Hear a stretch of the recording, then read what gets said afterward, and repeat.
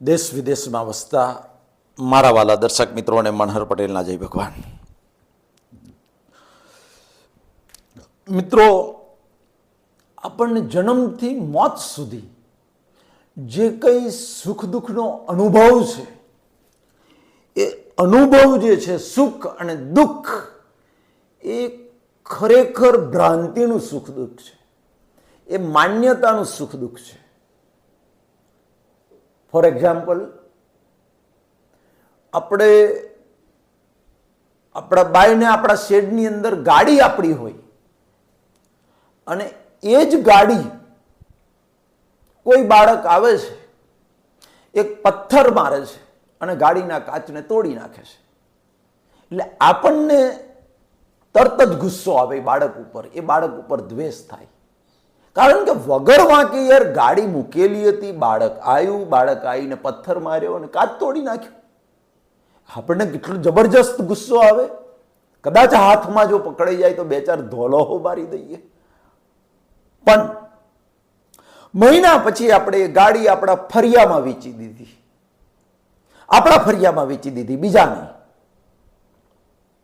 વેચી દીધા. પછી મહિના પછી એ જ બાળક આવે છે, એ જ બાળક એ જ આપણી ગાડીનો પથ્થર મારીને કાચ તોડી નાખે છે. આપણે જોઈએ છે, આપણને કશું થતું નથી, કોઈ ઇફેક્ટ નહીં. ગાડી એની, માણસ બાળક એનો, એ આપણે એના. એ જો સંજોગ એક સરખો છે, બહારનો જે સંજોગ છે કાચ તોડવાનો, એ કાચ તોડવાનો સંજોગ એનો, એ ગાડી એની, એ બાળક એનું, એ મનહરભાઈ એના. એ છતાંય મનહરભાઈને બિલકુલ દુઃખ થતું નથી. કેમ? શું બદલાયું? બધું જ એનું, એ માત્ર માન્યતા બદલાઈ. પહેલા મારી ગાડી હતી, એ માન્યતા હતી, અને હવે એ મારી ગાડી નથી, બીજાની છે, એટલે મને દુઃખ નથી થતું. બસ આને કહેવાય ભ્રાંતિનું દુઃખ. એવી રીતે સુખ પણ ભ્રાંતિનું હોય. હા, એક માણસ આવે છે અને સંદેશો લાવે છે કે ભાઈ તમારા ગામમાં મનહરભાઈ કરીને છે, એમને 1 કરોડની લોટરી લાગી છે, અથવા તો કોણ બનેગા કરોડપતિમાં મનહરભાઈનો નંબર લાગ્યો છે. મને મેસેજ, એટલે મને વાયા જાણવા મળે કે મનહરભાઈને કોણ બનેગા કરોડપતિમાં નંબર લાગ્યો છે. એટલે મનહરભાઈ એટલા ખુશ થઈ જાય. ઘરમાં બધાને કહી વરે કે આપણે જવાનું છે કોણ બનેગા કરોડપતિમાં. અરે બધાને તમારે પાર્ટી હો હાલવાનું ચાલુ કરી દે. પછી એ જ માણસ આવીને એમ કે હાલો, મેં વાત કરી, મનહરભાઈ તમને કહ્યું, પણ હું ફળિયામાં જે મનહરભાઈ ડાયાભાઈ છે, મનહરભાઈ ડાયાભાઈ પટેલ, એ એમડી પટેલ, અને તમે મનહરભાઈ દુડાભાઈ, એ એમડી પટેલ. એટલે હું તો એમડી પટેલ એટલે તમને સમજો, પણ હવે ખબર પડી કે તમને નહીં, મનહરભાઈ ડાયાભાઈ પટેલનો કોણ બનેગા કરોડપતિ નંબર લાગ્યો છે. બધી હવા નીકળી જાય સાહેબ. પાર્ટી હાલી હોય ને ઘરમાં બધે કઈ વર્યા હોય, ઘરવાળીને કહ્યું આપણે જવાનું છે અમિતાભ બચ્ચનને જોવા, કોણ બનેગા કરોડપતિ. એ આનંદ, એ ખુશી, એ સુખ એક ક્ષણની અંદર. પેલો જ્યારે મેસેજ આવીને આપે આવા, એટલે તરત બધો જ ફુગ્ગો જે ફૂલેલો હોય ને એ પાછો બે. શું બદલાયું? સંદેશો આપવા વાળો એનો એ માણસ, આપણે એના, એ બહારના સંજોગો બધા એના, એ માત્ર માન્યતા બદલાઈ. હું નહીં, મનહરભાઈ ડાયા, બીજા મનહરભાઈને કોણ બનેગા કરોડપતિમાં જવાનું છે. સુખ અને દુઃખ એ માન્યતા છે મિત્રો. જ્યાં મારાપણાનું આરોપણ કર્યું છે, અને આ જે માન્યતા છે મારુંપણું, મારું, એ મારાપણાની માન્યતા સુખ દુઃખનું કારણ છે. એ માન્યતા જો નીકળી જાય આપણી, અને માન્યતા કાઢ્યા વગર છૂટકો જ નથી. અને ખરેખર છે એવું પાછું તમે જુઓ કે જે મારું ખરેખર નથી એને હું મારું માની બેઠો છું, એનું દુઃખ છે. ખરેખર મારું નથી. આ શરીર એ ખરેખર મારું નથી. આપણે માની બેઠા કે હું જ શરીર છું, આ મારું જ શરીર છે, મારી જ માલિકી છે. એક ચામડીનો નાનો સરખો કોષ પણ આપણે બનાવ્યો નથી, તો પછી લીવર, ફેફસા, હૃદયને આંતરડા એ તો આપણા ગજા બહારની વાત છે. એક એક ચામડીનો કોષ આપણે નથી બનાવી શકતા. ટોટલી 100% નેચર મેડ, બધું મટીરિયલ કુદરતનું, છતાંય મારું મારું મારું કરીને શરીર મરી ગયું. અને એ પાછું આપણે જોઈએ છે. સ્મશાનમાં કોઈ મરી જાય ને જઈએ તાર કે જો આ ખરેખર હળું આપણું નથી શરીર, કારણ કે એને તો સળગાઈ દેવાનું છે મોહનોની અંદર. અને આપણે આંખો એ જોઈએ છે કે સળગાઈ દે છે. આપણું નથી, કુદરતનું છે, અને કુદરત લઈ લે છે પાછું. આ સનાતન સત્ય છતી ઓંખે યાર ઓંધરા. ઘેરમાં છોરું આપણે બધે ફરીએ છે, છોરું હોતવા, માર છોરું કઈ, માર છોરું કઈ, એટલે કેરમાં છોરું છે ને બધે હોતવા જા. ઓંખે જોઈએ છે યાર. લાખો ગયા ને તું પણ જવાનો મૂર્ખ, મનમાં વિચાર. સાચું કહું છતાં જૂઠું માને તો તારા મુવા કુટુંબને સંભાર. ઓ ભાઈ તું ભજી લે ને કીર્તાર. સંતો બૂમો પાડી પાડીને ગયા છે, લખીને ગયા છે, ને આપણને કહીને ગયા છે. લાખો જતા રહ્યા, તું જતો રહે. તારા ઘરમાંથી જેનું જેનું મૃત્યુ થયું એનું તો યાદ કર, ચિંતન કર વિચાર તો પામ. શ્રીમદ રાજચંદ્ર બોલ્યા કે કર વિચાર તો પામ. એક ઘડીક તું વિચાર કરીશ ને, જેટલું ચિંતન મનન કરીશ ને એટલું જ્ઞાનને તું પામીશ અંદર. કૃપાળુદેવ બોલ્યા કર વિચાર તો પામ. તો વિચારો કે મારા ફાધરના નામે 7, 12 ને 8 આના ઉતારામાં 10 વીઘા જમીન હતી. આખી જિંદગી અમને જમીન ખેડી, સરકારના ચોપડે નામે એમનું હતું, બધું જ આપણું હતું, આપણા નામે હતું. છતાંય એક દિવસ એવો આવ્યો કે એ બધું મનહરભાઈના નામે થઈ ગયું. કાલે એવો દિવસ આવશે કે મનહરભાઈના દીકરાના નામે થઈ જશે. ખાલી ટ્રાન્સફર થાય છે, ટ્રાન્સફર થાય છે. એમાં સાનું મારું, મારાપણાની માન્યતા કાઢી. આ માન્યતા કોરી ખાય છે સાહેબ. આ માન્યતાનું દુઃખ છે, બીજું કશું જ નથી. આ માન્યતા કાઢવાની છે કે જે ગયા એ લોકોએ શરીર હો કુદરતને સોંપીને જવું પડે છે પાછું. એટલે હું કહું છું કે આ શરીર એ બીજું કશું નથી, માત્ર ને માત્ર કર્મ ફળ ભોગવવાનું સાધન જ છે. આ માનવું જ પડશે. જ્યાં સુધી આ નહીં માનીએ, જ્યાં સુધી મારું શરીર, ત્યાં સુધી કુદરતનું છે ને કુદરતનું માનવામાં વાંધો છું. જો શરીર મારું ના હોય તો શરીરને રિલેટેડ જે કંઈ છે, બંગલો છે, ગાડી છે, જમીન છે, પૈસા છે, રૂપિયા છે, એ તો બધું મારું કઈ થયું હોય. શરીર જ મારે સોંપી દેવાનું છે કુદરતને એક દિવસ પાછું.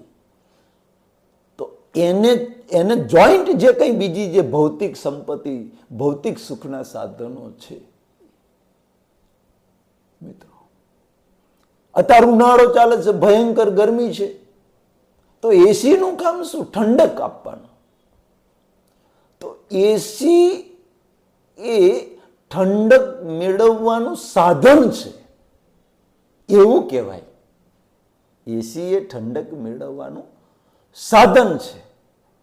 એવી રીતે આ શરીર એક ઇન્સ્ટ્રુમેન્ટ છે કર્મ ફળ ભોગવવાનું સાધન છે. જેમ એસી વગર ઠંડક ના મળે એવી રીતે આ શરીરના માધ્યમ વગર કર્મ ભોગવાય જ નહીં સાહેબ. અને એ કર્મ આત્માની હાજરીમાં બંધાય છે અને આત્માની હાજરીમાં ભોગવાય છે. જો આત્મા નથી તો કર્મય નથી બંધાતું અને કર્મ ભોગવાતું નથી. એનું ઉદાહરણ આપું તમને.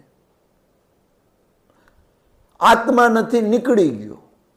એ જે મળદું છે મારું કે તમારું, જે આત્મા વગરનું જે શરીર, જેને આપણે સબ કહીએ છીએ, મળદું કહીએ છીએ, એને તમે દોઢ મણની ગાળો બોલો તો એ મળદું કોઈ રિપ્લાય આલે ના આલે. એ મળદાને તમે હાથની આંગળી કાપી નાખો તો મળદું ઊભું થઈ જાય? મળદું ચીહ પાડે ના પાડે. કેમ? તો કે આત્મા નથી. તો આત્માની હાજરીથી આ શરીરના સાધન દ્વારા કર્મ, ફળ, સુખ અને દુઃખ ભોગવાતું હતું. એવી રીતે આત્મા ના હોય આ શરીરની અંદર તો એને બાળી દો તોય કોઈ અસર ના થાય. એને તમે ખાહડોનો હાર પહેરાવો કે ફૂલોનો હાર પહેરાવો હોય તો એને માન અપમાન ના લાગે. જે 1 મિનિટ પહેલા આત્માની હાજરી હતી ત્યારે મનહરભાઈને કોઈ ખાહડોનો હાર પહેરાવે તો અપમાન લાગે, ફૂલોનો હાર પહેરાવે તો ફૂલીને દેડકી થઈ જાય. એ 1 મિનિટ પછી મનહરભાઈનું શરીરને પછી આ ખાહડોનો હાર પહેર, ફૂલોનો હાર કશું ના થાય. શું? કેમ આવું થયું? વિચારો, વિચારો, કર વિચાર તો ભાવ. તો કે અંદર આત્મા હતો. આત્માની હાજરી છે. જે આત્માની હાજરીમાં કર્મ બંધાય એ આત્માની હાજરીમાં જ કર્મ ભોગવવા પડે. આવો કુદરતનો સનાતન બદલી ના શકાય એવો અફર કાનૂન છે. ફોર એક્ઝામ્પલ, મનહરભાઈ ના આત્માએ જન્મથી મોત સુધી જે કર્મો બાંધ્યા એ કર્મો મહેશભાઈનો આત્મા ભોગવે ને મહેશભાઈના આત્માએ બાંધેલા કર્મો મનહરભાઈનો આત્મા ભોગવે એવું ક્યારેય બને નહીં. આ કુદરતનો અફર કાનૂન સમજી લેજો. જેવા કર્મો અને જેટલા કર્મો જે આત્માની હાજરીથી અહંકારે કરીને, અજ્ઞાને કરીને, કર્તાપનાનો અહંકાર અને માલિકીપનાના અહંકારથી જે કર્મો બંધાયા છે એ કર્મો કુદરત કે છે અમારે જે આત્માની હાજરીમાં કર્મો બંધાયા. આત્મા કર્મો નથી બાંધતો, અજ્ઞાનથી કર્મો બંધાય છે. પણ એ કર્મો ઉકેલાવા માટે, એ કર્મો ભોગવવા માટે, સુખ અને દુઃખ બંનેના, શરીર તો સાધન તો જોઈશે જ, એટલે શરીરે જોઈશે. અને જે આત્માની હાજરીથી કર્મો બંધાયા છે એની હાજરી હશે તો જ કર્મ ઉકેલાશે. તો એની હાજરી જરૂરી છે. એની હાજરીમાં જ એ કર્મો ઉકેલાય, એ કર્મો ભોગવાય. બસ માટે આત્મા મોક્ષ સ્વરૂપ, શાશ્વત સનાતન સુખ સ્વરૂપ છે. અનંત સુખ, અનંત શક્તિ આત્માની અંદર રહેલી છે. છતાં એનો અનુભવ કેમ નથી થતો? આટલે અનુભવ નથી થતો. કર્તાપનું, માલિકીપનાના, અહંકારના જે આવરણો છે અજ્ઞાનના, એ આવરણોને લીધે પેલો જે આત્માનો સ્વભાવ છે સનાતન સુખનો, શાશ્વત સુખનો, એ અનુભવ થતો નથી.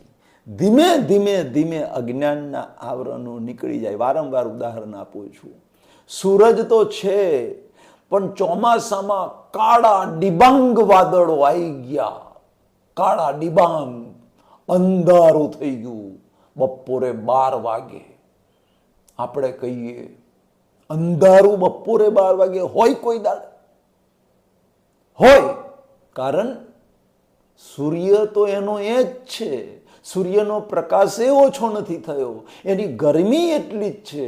પણ વચ્ચે કાળા ડિબાંગ વાદળોના આવરણ આયા એટલે આપણને ભ્રાંતિ થાય છે કે સૂરજ ખોવાઈ ગયો, નથી દેખાતો. સૂરજનો સ્વભાવનો અહેસાસ આપણે નથી કરી શકતા. સૂરજમાં જે પ્રકાશનો સ્વભાવ છે, ગરમી આપવાનો સ્વભાવ છે, એ સ્વભાવ આપણો ખોવાઈ ગયો. આપણે એનો અનુભવ નથી કરતા, કારણ કે વચ્ચે કાળા ડિબાંગ વાદળો આવી ગયા. એક્ઝેક્ટ આવી રીતે આત્માની આગળ જે કાળા ડિબાંગ વાદળો, અનંત અવતારથી અવઘડ થયેલું અજ્ઞાન, હું કરું છું અને મારું જ બધું છે, કરતાપણું માલિકીપણાના આજે કાળા ડિબાંગ વાદળો આવી ગયા. એને લીધે આપણને સૂર્યપ્રકાશ, અજવાળું અને ગરમી, સૂર્યના સ્વભાવનો અનુભવ નથી થતો. એવી રીતે આ આત્મા અનંત સુખવાળો, અનંત શક્તિવાળો છે, છતાંય એ અનંત શક્તિને, અનંત સુખનો અનુભવ આપણે કરી શકતા નથી. મિત્રો, એક મુમુક્ષુએ પ્રશ્ન પૂછેલો કે મનહરભાઈ, આધિ વ્યાધિને ઉપાધિમાં સમાધિનો અનુભવ કેવી રીતે થાય? અથવા તો આ જ્ઞાન દ્રષ્ટિથી આપણો ભોગવટો ઓછો કેવી રીતે થઈ જાય? કર્મનો ભોગવટો તો હોય, છતાં એ ભોગવટો ઓછો કેવી રીતે થાય? માથું દુખે છે તો એ તો દુખે જ છે, છતાંય એનો ભોગવટો કેમ ઓછો થાય? કેવી રીતે ઓછો થાય? એટલે મેં કહ્યું કે આપણે ઘેર છોરાનું લગ્ન કર્યું, આપણે 6-7 વર્ષ થઈ ગયો યાર. પથરા એટલા, દેવ પૂજા, ભૂત ભુવા બધુંય કર્યું, આખડી બાધાઓ રાખી, બધું જ રાખ્યું, પણ એક શેર માટીની ખોટ છે આપણે ઘેર. લગ્ન કરે 6-7 વર્ષ થયો, છોરાને ઘેર વહુનો ખોરો ખાલી, ખોરો ભરાતો નથી, આખરી બાધાઓ રાખી. આખડી બાધા કેવી? ઉઘાડા પગે, ઉઘાડા પગે હું 300 કિલોમીટર ચાલીને માતાજી તારા, અંબામાં તારા દર્શન કરવા આવીશ, 7 નાળિયેરનું તોરણ ચડાવીશ. હે હનુમાનજી, મારે ઘેર શેર માટીની ખોટ તો પૂરી દઉં, તો હું તને એક તેલનો ડબ્બો ચડાવી દઉં. એક તેલનો ડબ્બો, કપાહીઓનો ડબ્બો, 2500 રૂપિયાનો ડબ્બો હું ચડાવી દઉં. બેંકમાં 1 કરોડ પડ્યા છે, એમાંથી 2500 રૂપિયા મનમોહનજીને પટાવે. બેંકમાં 1 કરોડ છે, એમાંથી 2500 રૂપિયા મનમોહનજીને પટાવે. મારે ઘેર છોરાને ઘેર છોરો આવે, એક ડબ્બો તેલ ચડાવી દઉં. અરે બાપા, ના કરશો, આવા સોદા ના કરશો, ના કરશો. આ અજ્ઞાન દ્રષ્ટિ છે. એટલે બધું આપણે કરી થાક્યા, અને છે સ્વાભાવિક, એક માનવ સ્વભાવ છે. આપણી પાસે અજ્ઞાન છે ત્યાં સુધી આ રહેવાનું કે એક દાદા થવા માટે કે દાદી થવા માટે છોરાને ઘેર છોરું રમતું આપણને કોને જોવાની ઈચ્છા ના થાય? ફૂલ જેવા બાળક. દવાઓ, દવાખાના, દવા દુવા બે કરીએ, બધા કરે યાર. પ્રકૃતિનો સ્વભાવ છે, કારણ કે અનંત અવતારથી આપણે અજ્ઞાન લઈને આવ્યા છીએ. બધું કરીએ આપણે. હવે એમાં માની લો કે બરોબર આપણી મનકાનો દુખાવો બરાબર થયો હોય, કેરડો બરાબર દુખતી હોય, રહેવાતું ના હોય, એટલું બધું દુખતું હોય, અને માની લો કે રિપોર્ટ આવે કે વહુને હારા દાડા છે. આવું હોબરે તઈ પેલો કેળોનો દુખાવો એનો અનુભવ ના જતો રહે, એ દુખાવાનો અનુભવ જતો રહે સાહેબ. એ સમાચાર હોંભરીને તો 6 વર્ષથી આખડી બાધાઓ રાખી, હનુમાનજી તેલનો ડબ્બો ચડાવવાનો કયો, આટલું બધું કર્યું, અને હવે આવા સમાચાર હોંભળે કોને સુખ ના થાય? એટલે એ સમાચાર હોંભળે ને એટલે તરત તમે જોજો આપણા જીવનમાં બન્યું હશે, 1 સેકન્ડ 1 મિનિટ માટે બધું ગાયબ, બધો દુખાવો ગાયબ, આનંદના ફુવારા ઉઠે. અને એ આનંદના એવા ફુવારા ઉઠે કે સાહેબ આ શરીરનું પેઇન બધું ભૂલાઈ જાય. અને પછી આગળ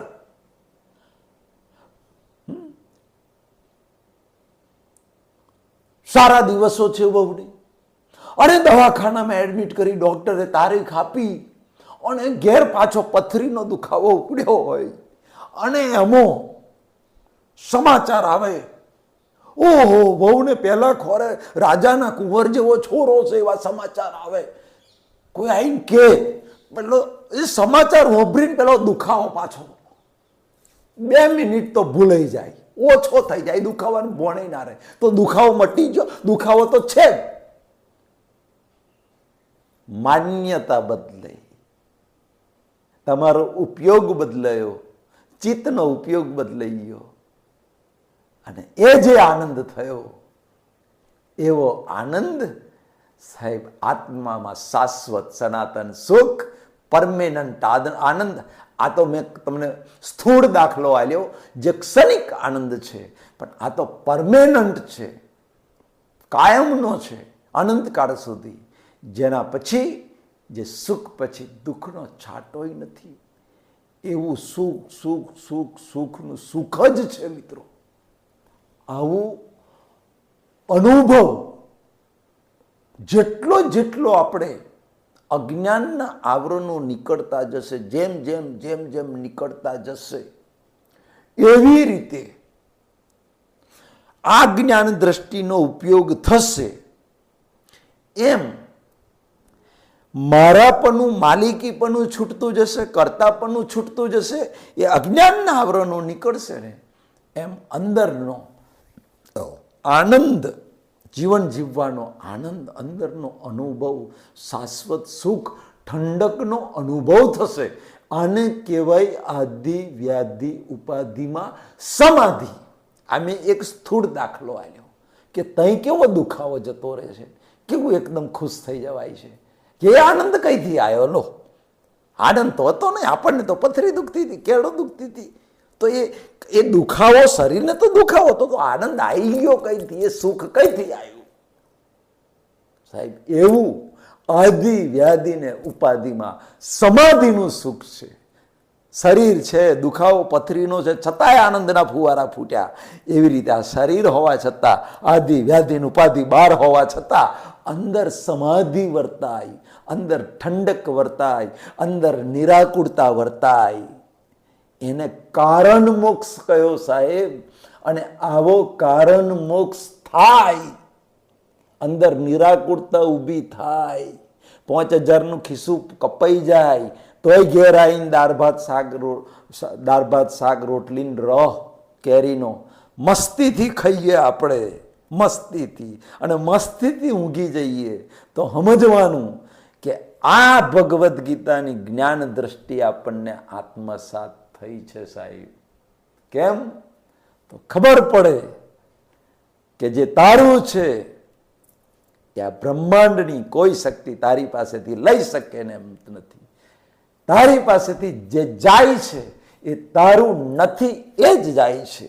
બીજાનું છે એ જ હિસાબ પૂરો થાય છે. અને તારું હશે તો એ 10 દાડે 5000 રૂપિયા પાછા આવશે. આ જ્ઞાન અંદર આત્મસાત થયેલું હોય ને તોય સાહેબ 5000નું ખિસ્સું કપાઈ જાય, પેલો આઈને દાળ ભાત શાક રોટલી ખાઈને શાંતિથી ઊંઘી જાય. અને આ દ્રષ્ટિ ના હોય અને 500 રૂપિયાનું ખિસ્સું કપાઈ ગયું હોય તો આઈને ખાવાનું ના ભાવે, ખાઈને આખી રાત ખાટલામાં પાહો ગયે સાહેબ, મરી જાય ચિંતા કરીને. 500 રૂપિયામાં તો આત્મા ખોઈ નો કે આખો. આ અજ્ઞાનીની દ્રષ્ટિ છે, આટલો ફેર છે. એટલે હું કહું છું ખાસ કે આ જ્ઞાન સાહેબ આદિ વ્યાધિ ને ઉપાધિમાં સહેજ પણ ઠંડક સમજે તો સમજજો કે ગાડી પાટા પર ચડી જાય, ચિંતા ઓછી થાય, ચિંતાઓ, ટેન્શન આ બધું ઓછું થાય. અંદર ધીમે ધીમે સમવા લાગે તો સમજવાનું કે આપણો કારણ મોક્ષ શરૂ થઈ ગયો. કારણ મોક્ષ થાય એટલે નિયમથી કુદરતે કાર્ય મોક્ષ આપવો પડે, સિદ્ધાંત છે. તમે પરીક્ષા આપી, પેપર આપ્યું એટલે બોર્ડે રિઝલ્ટ આપવું જ પડે, કારણ કે બોર્ડ બંધાયેલી છે, પરીક્ષા આપી છે, તમારી માર્કશીટ આવે આવે ને આવે, રિઝલ્ટ આવે આવે ને આવે. આ નિયમ છે પરીક્ષાનો. પરીક્ષા છે તો રિઝલ્ટ હોય જ. ગોટલો રોપ્યો છે તો આંબો ઉગવાનો જ. ગોટલો એ બીજ છે, આંબો ઉગ્યો એ ફળ છે. એક્ઝામ છે તો રિઝલ્ટ છે. એવી રીતે કારણ મોક્ષ આ શરીરની અંદર જીવતે જીવ થોડો ઘણો વર્તાવાનો ચાલુ થઈ ગયો તો સમજવાનું કે તમારી એક્ઝામ ચાલુ થઈ ગઈ. એક્ઝામ છે તો રિઝલ્ટ છે જ, કારણ છે તો કાર્ય છે જ, બીજ છે તો ફળ છે જ. કારણ મોક્ષ થાય, શરૂ થઈ જાય તો 100% કાર્ય મોક્ષનો સિક્કો વાગી જાય. એક દાડો એવો હોય, કારણ કે એને જ્ઞાન દ્રષ્ટિ પ્રાપ્ત થઈ છે, અને એ જ્ઞાન દ્રષ્ટિથી ધીમે ધીમે ધીમે બધું અજ્ઞાન જે વાદળો છે, અજ્ઞાનના વાદળો નીકળતા જાય છે. એક દિવસે સંપૂર્ણ અજ્ઞાન નીકળી જશે ત્યારે આત્મા સ્વભાવથી પોતાના સુખને પામી જશે. આનું નામ મુક્તિ. કાર્ય મોક્ષ એ થયા વગર રહે નહીં. એટલે અવળે પેલાની ચિંતા ના કરશો. કાર્ય મોક્ષ તો પરિણામ છે, સમજજો. જન્મ મરણ અને પ્રકૃતિના બંધનમાંથી મુક્તિ થવી એ તો પરિણામ છે. પહેલા એક્ઝામ આલો, એક્ઝામમાં કાળજી રાખો. અહીંયા પુરુષાર્થ કરો, અહીંયા જ્ઞાન દ્રષ્ટિ વાપરો જીવનની અંદર. જ્યાં જ્યાં સંજોગો આવે ત્યાં જ્ઞાન દ્રષ્ટિ, રાગ દ્વેષ ના થવો જોઈએ. અપમાન કર્યું, કોને કર્યું યાર? આ શરીરને, આને 1.5 મણની 2.5 મણની ગારો કોઈ બોલી જાય આ શરીરને, તો આ શરીરને કોઈ અસર થાય નહીં. અહંકારને અસર થાય છે, આને અસર નથી થતી. અહંકાર ગવાય છે આપણો. બસ મારું શરીર છે જ નહીં, કુદરતની માલિકીનું છે. જે હું છું એ તો કોઈને દેખાતો નથી, મને કોઈ ઓળખતું નથી. ગાળો શરીરને હાલી, એમાં મારે શું? શરીર તો કુદરતનું છે. આવી સમજણ ગોઠવો. સંજોગે આ જ્ઞાન દ્રષ્ટિનો ઉપયોગ કરો મિત્રો. આ ઉપયોગ થશે ને એટલે અંદર નિરાકુરતા ઊભી થશે, ઠંડક ઊભી થશે. આદિ વ્યાધિને ઉપાધિમાં સમાધિનો અનુભવ 1% પણ જો ચાલુ થઈ જાય તો સમજવાનું કે ગાડી આપણી પાટા પર ચડી ગઈ છે. બરોડાથી ગાડી બોમ્બે જવાના પાટા પર ચડી ગઈ છે. ગાડી ચાલુ થઈ ગઈ છે. હવે ગાડી ચાલુ થઈ ગઈ છે, પાટો જે છે એ એક્ઝેક્ટ બોમ્બેમાં જાય છે, પહોંચે છે, અને ગાડી ચાલે છે. એટલે એક વાત નક્કી કે એ ગાડી આજે નહીં તો કાલે, પણ પાટો બોમ્બે જાય છે અને ગાડી ચાલુ છે એટલે બોમ્બે ગાડી જવાની જ, એમાં કોઈ શંકા નથી. એટલે મનહરભાઈ કહે છે કે કારણ મોક્ષ અહીં વર્તાય એનો 2-5 ભવે 10-15 ભવે પણ કાર્ય મોક્ષ થાય ને થાય, એમાં કોઈ શંકા નથી. આ કુદરતનો સનાતન અફર નિયમ છે. પણ જો અહીં કારણ મોક્ષ ના થયો હોય, તમને બધાને કહું છું દર્શકોને, કે અત્યારે 50 થયો, 55 થયો, 60 થયો, આપણે બધે ફર્યા, પણ જો અંદર ઠંડક ના થઈ હોય, આદિ વ્યાધિ ઉપાધિ સતો, આપણો કારણ મોક્ષ થયો નથી. આપણો કારણ મોક્ષ, આપણને જ્ઞાન દ્રષ્ટિ પ્રાપ્ત થઈ નથી. જ્ઞાન દ્રષ્ટિ પ્રાપ્ત થાય તો આદિ વ્યાધિ ઉપાધિમાં સમાધિ થાય ને થાય જ. ભલે 0.5%, 1%, તો સમજવાનું ગાડી આપણી પાટા પર ચડી ગઈ છે. બાકી જો આ દ્રષ્ટિ ઊભી ના થાય ત્યાં સુધી બહારનું જે ક્રિયાકાંડ છે, એ ક્રિયાકાંડ, બહાર જે ક્રિયાકાંડ છે તો પ્રકૃતિનો સ્વભાવ છે, આપણે પ્રકૃતિમાં લઈને આવ્યા છે, એ ક્રિયાકાંડ છે જે પ્રકૃતિને એક દાડ સળગાવી દેવાની છે. એટલે એ તો બધું કર્મફળ છે બહારનું જે છે.